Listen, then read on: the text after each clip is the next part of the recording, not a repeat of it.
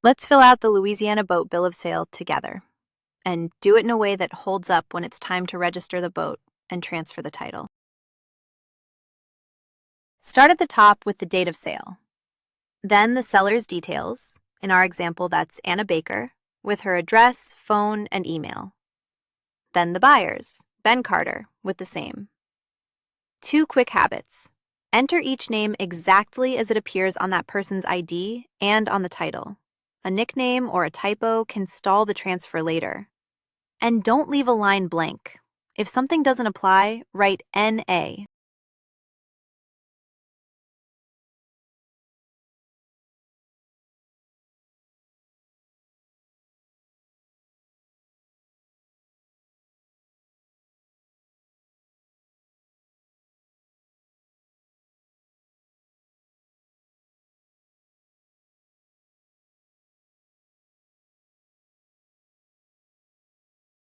Next, describe the boat, the make, the year, and the color.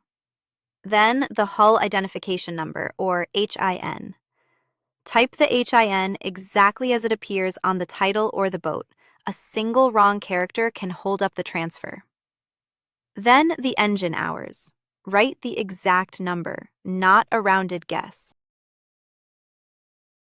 Now, the purchase date and the sale price, in our example, $8,500, paid all at once, by check, with taxes included. Write the real price. Lowballing it to shave the sales tax can come back as back taxes and penalties, and it leaves the buyer with weaker proof of what they actually paid.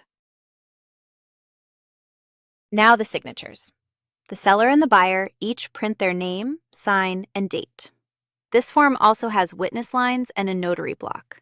Use them only if your state requires it, or add a witness for extra proof. Then make 2 copies.